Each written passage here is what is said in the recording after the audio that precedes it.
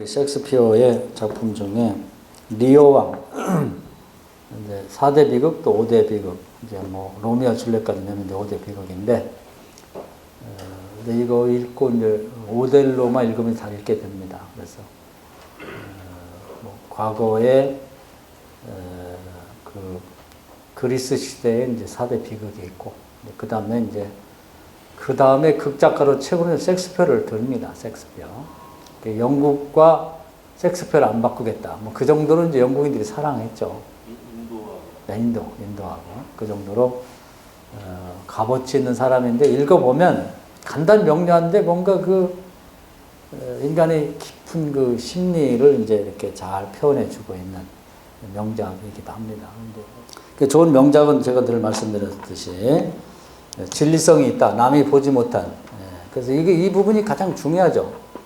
그래서 인류가 이렇게 많지만 73억과 또 과거에 고대부터 현재까지 인류 전체가 살아오면서 보지 못한 한 가지 부분을 봐내는 것. 그래서 인류 전체의 의식, 그래서 0.01%라도 좀 확장시켜주나 고양시킬 가치가 있는 것. 이게 이제 명작의 가장 중요한 것입니다. 두 번째는 보편성이 있단 말이에요. 보편성. 그래서 이게 내 얘기 같아. 우리 얘기 같고 지금 얘기는 똑같은 것 같아. 지금도 그래. 이런 그런 보편성을 갖추고 있다는 거. 그리고 세 번째는 전체성이다. 그래서 작품을 다룰 때 한 부분만 다루지 말고 전체를 읽고 전체가 하고자 하는 말을 일관성 있게 말하고 있다. 뭐 중간과 또 처음과 끝이 다르지 않고 볼 때도 이렇게 봐야 됩니다. 자, 이 얘기는 뭐 여러분이 보신 것도 다 맞는 얘기고 다 있는 얘기고요. 저는 나름대로 보면 그 리어왕이 이제 그 나이가 들어가지고 이제 권력을 이양하죠. 재산과 권력을 유산으로 딸들에게 물려줍니다. 딸이 셋이었는데, 근데 그때의 그 아버지와 딸의 관계는 윤리적 관계입니다. 인격적인 윤리적 관계. 근데 이제 아버지가 딸에게 이제 그 권력과 재산을 물려줄 때는 상업적인 관계가 돼요. 거래 관계가 됩니다. 이게 관계가 달라지는 거예요. 관계 설정이 달라지는 거죠. 근데 윤리적 관계로서 아버지와 딸의 관계가 있을 때는 흩어 나눠주는 관계입니다. 그게 아낌없이 주는 관계죠. 또 자식도 부모에게 아낌없이 효도하고 바치고 주는 관계, 섬기는 관계인데, 이게 아버지가 이제 그 재산과 권력을 나눠주면서 조건적인 관계로 바뀝니다. 내가 이런 재산과 권력을 물려주는데 그러면 너는 나에게 뭘 해주겠냐. 이런 거래 관계로 바뀌는 거예요. 이 관계 자체가. 그러니까 관계 설정이 달라지는 거죠.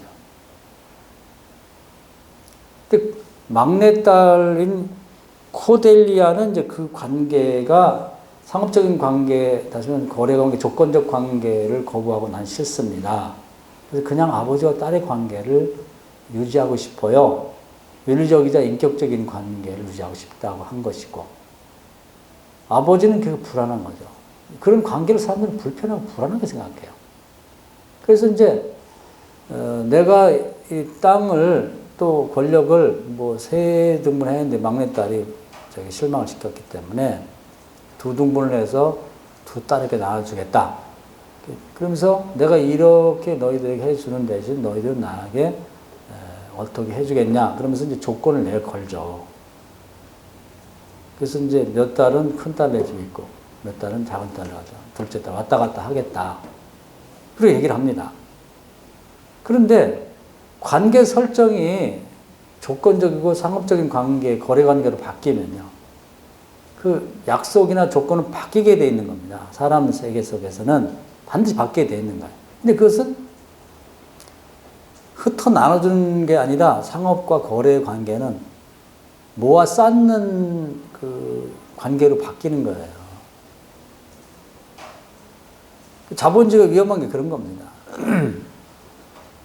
그리고 그 중에 그러한 그 권력과 또 재산이라고 하는 것은 자꾸 집중하는 그런 성격을 갖고 있어요.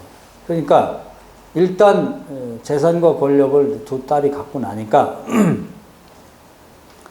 이 권력이라고 하는 것에 대해서 아버지가 와서 이러고저러 타치하는 게 불편한 거예요. 권력은 내가 갖고 있는데 아버지가 줬으면 그만이지. 그러면서 아버지가 데리고 있는 충성된 신하 100명이 불편한 거예요. 왜냐하면 내가 권력을 이양받았는데 자꾸 타치를 하고 내 부하들을 아버지의 부하들이 멸시를 한단 말이에요. 무시하고. 그걸 견딜 수가 없는 거예요. 그래서 뭐라고 하냐면 아버지가 그렇게 신하가 100명이 물 필요가 있냐. 50명을 줄여라.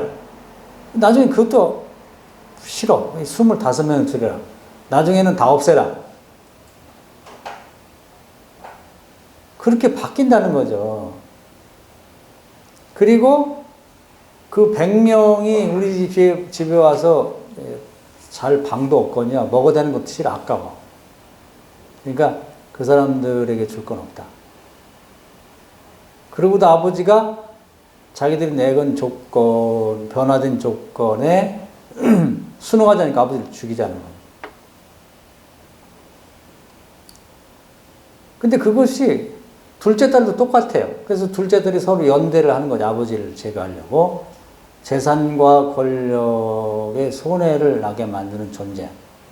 그 연합을 하는데 사실은 어떤 전략적인 동반자 관계지, 이제 둘이 합세해서 아버지를 지고 나면 이제 둘이 싸워서 하나가 다 차지하려고 하는 거죠. 그러니까 권력이나 재산은 하나로 모아 쌓는 본성을 갖고 있는 것입니다. 그래서 아버지가 잘못한 건 뭐냐면 내왕이 인격적이고 또 윤리적인 관계 설정을 막내딸은 그대로 유지가 됐는데 두 딸에게는 상업적인 거래 관계로 바꿨다는 것이 문제가 되는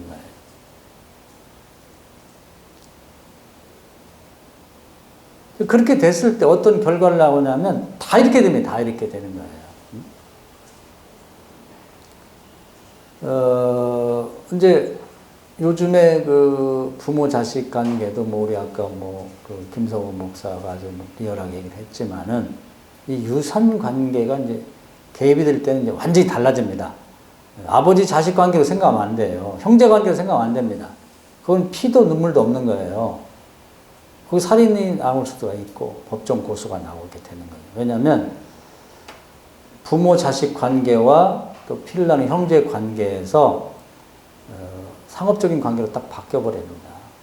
그렇게 됐을 때는 내게 이익이 되느냐 안 되느냐 그것만 갖고 따지는 거지 아버지 자식 형제 또 자매 관계 그건 다 없는 거죠. 거기서 착각이 일어나는 거예요. 사람들이.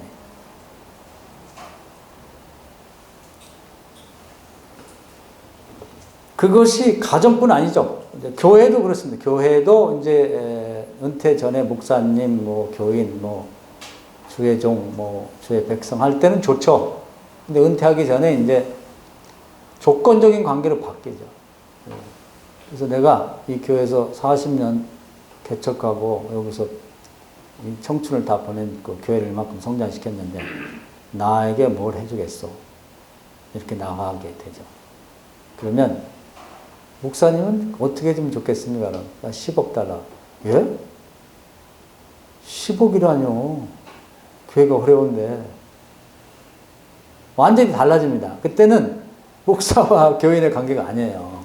그걸 착각하는 거예요. 상거래 관계로 바뀌는 거죠. 그래서 우리가 이 부모 자식이나 형제 관계나 또 교인과 목사의 관계를 어떻게 인격적이며 윤리적 관계로 끝까지 잘 유지할 수 있냐 하는 게 굉장히 중요한 겁니다. 그런데 이걸 모르면 어느 순간과 시점에 이 거래 관계, 조건적 관계로 딱 바꿔버려요. 아버지가 이제 그런 경우. 또 목사가 그런 경우가 있어요. 그러고 나면 그 다음부터는 목사와 교인의 관계, 아버지 자식 관계 아니라 거의 이제 적대적 관계로 바뀌는 거죠.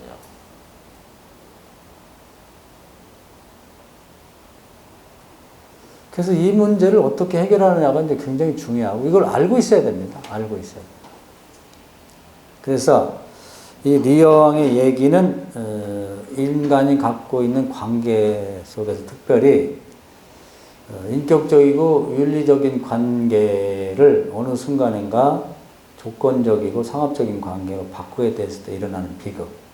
이것은 모든 가정과 교회와 이런 관계에서, 인간 관계 속에서 반드시 지금도 섹스표 이전과 섹스표는 지금도 똑같이 그 위험성을 내포하고 있다는 것을 말해주고 있습니다. 부부관계도 마찬가지예요. 좋을 때는 아무 문제가 없어요. 여보 당신이 할 때는. 그러나 이혼할 때는 전혀 다릅니다. 숟가락 하나까지도 네 거냐 내 거냐 싸우죠. 기념품 하나도 내 돈 주고 산 거야. 네 거냐 이게 이렇게 달라집니다. 그래서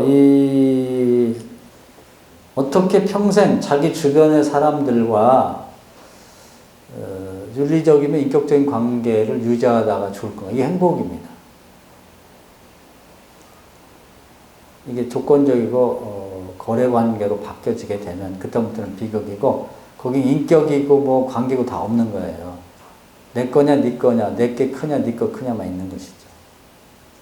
그래서 사람이 그렇게 한번 딱 바뀌어서 가치관이 바뀌어지면요 남편이고 뭐가 없습니다. 여기도 보면 이제 그 두 공주가 여기 거널리하고 리건 같은 경우는 하나 남편이 죽고 하나 남편이 있는데도 에드먼드인가 하는 이 총각을 하고 이제 서로 갖고 싸우는 거죠. 남편이 뻔히 있는데 네가 뭐야 이렇게 되는 거죠. 얼마든지 바꿔치기 할 수 있습니다. 근데 그걸 아버지가 이렇게 만든 거예요, 사실은. 처음에는 그런 관계가 아니었는데. 그래서 이 부분을 우리가 잘 알고 살아야 비극을 막을 수가 있는 거예요, 비극을. 그래서 친구 관계에 그렇게 그래서 이 잠언을 보면 보증 쓰지 마라. 그 얘기가 이렇게 많이 나와요. 그 뭐냐면 거래 관계가 되면 친구 잃고 돈 잃고 이렇게 되거든요. 그러니까 차라리 뭐냐면 정말 어려운 사람은 이자를 받지 말고 그냥 주라는 거예요. 그냥 줘. 그래서 우리 관계를 어떻게 윤리적이고 인격적 관계로 끝까지 유지시켜 나가겠는가. 부부 관계도 마찬가지고 또 부모 자식 관계도 또 형제 자매 관계 교인과 담임 목사의 관계를 그렇게 유지시켜 나가는 것이 굉장히 중요하다. 그것이 여기 이제 코넬리아와 리어 왕의 관계가 그렇게 살아있는 거죠. 근데 우리는 내가 이런 조건을 걸고 이렇게 배려를 해주면 나를 그렇게 해줄 거다. 이런 관계가 굉장히 현명한 줄 아는데 그게 자기 죽는 길이라는 거예요. 그래서 이건 굉장히 심각한 걸 얘기해주고 지금도 보편적으로 모든 집안과 모든 교회에서 이제 일어나고 있는 관계입니다. 그게. 요즘은 이제 결혼을 해도 이제 아파트를 사면 옛날에 상상도 못했죠. 남편 이름으로 하지 않습니다. 부부가 똑같이 하죠. 혹시나 이혼할 수도 있기 때문에. 그걸 항상 전제하고 그렇게 하죠. 그리고 이제 사람들이 남편 이름만 하면 바보라 그래야죠. 미쳤냐? 같이 해야지. 어떻게 될지 어떻게 알아. 이렇게 되는 것입니다. 지금 다 모든 관계가 상거래 관계로 돼 있다. 지금 이제 교회도 뭐 이동할 때 웬만한 교회는 다 돈을 만큼 줘야 들어가는 거고 또 들어갈 때에 조건을 다 걸고 갑니다. 짧게는 2년 아니면 길게는 5년에 어느 정도 교회를 부흥시켜 하지 않으면 아무 조건 없이 나가는 걸로 하자. 그러면 적어도 나갈 때 좀 기다려달라. 딴 데 구할 때까지. 그 정도는 봐주고. 이런 거래 관계가 된 거예요. 옛날에 그런 게 없었잖아요. 그래서 그걸 이제 인정하고 살아야 되는데, 그걸 인정하지 않으면은 이제 자기가 미치는 거죠. 리어 왕도 그걸 인정하지 않았기 때문에 미치는 것, 자식들의 그런 태도에 대해서. 그래서 이제 그걸 인정하고 살든지 미치지 말고 아니면 그런 관계가 안 되도록 지혜를 발휘해야 됩니다.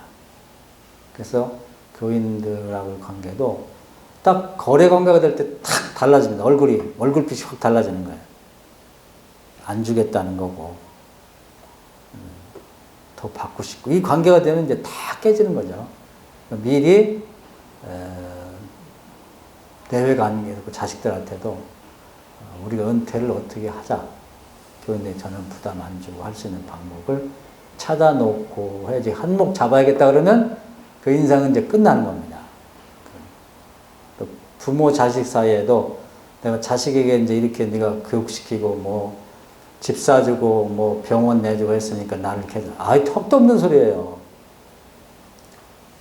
그렇게 해줄 것도 없고 해줬으면 전혀 기대를 하지 말아야 됩니다. 그 부분에서 다 미스가 난다는 거예요. 그래서 아주 오랜 그 과거에 이런 것을 깊이 들여다보고 아주 간단한 얘기 속에서 우리가 중요한 걸 교훈을 주고 있다고 면에서 이 책이 굉장히 잘 써졌다고 볼 수가 있는 것이죠. 지금 우리 관계는 이제 이렇게 아무것도 없으니까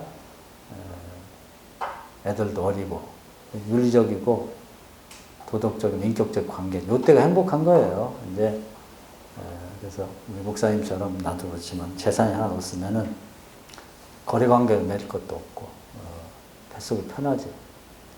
우리 집 열어놓고 다니는 누가 도둑질 하러 올 놈도 없고 미행하고 테러하려고 하는 사람도 없고 제일 좋은 관계가 뱃속 편하죠.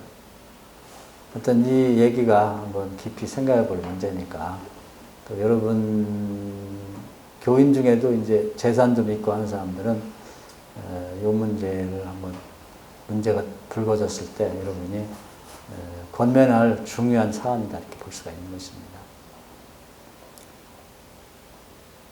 바라기는 저도 그렇고 여러분도 그렇고 이렇게 미칠 때까지 가지 않기를 바랍니다. 마음을 비우고 밥 3끼만 먹어야겠다 이렇게 생각하면 큰 문제 없을 것 같아요. 박수!